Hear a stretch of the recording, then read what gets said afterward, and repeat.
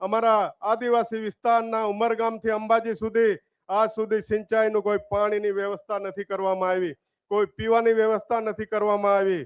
અમારા વિસ્તારની અંદર રોજગારી નથી, એ રોજગારી માટે અમારો સંઘર્ષ રહેશે. શિક્ષણ માટે સંઘર્ષ રહેશે.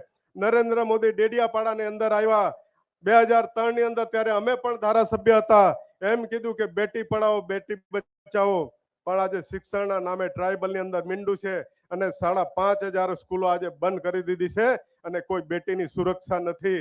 એટલા માટે આવા ઠગ લોકોને આ દેશની અંદર અને ગુજરાતમાંથી હાંકી કાઢવાની જરૂર છે.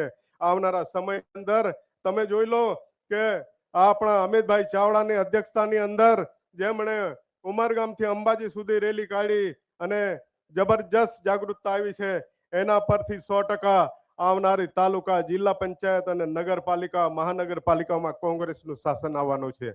એની પછી 2027 ની અંદર આ ગાંધીનગરની અંદર પણ કોંગ્રેસનો ડંકો વાગશે અને જે કંઈ ખેડૂતોના પ્રશ્ન છે, જે પાણીના પ્રશ્નો છે, SC ST OBC ના પ્રશ્નો છે, માઇનોરિટીના પ્રશ્નો છે, એ બધાનો નિકાલ કરશે. અને મને વિશ્વાસ છે રાહુલ ગાંધીનું નેતૃત્વ કે જે કહે છે એ 6 મહિનાની અંદર પૂરું કરે છે.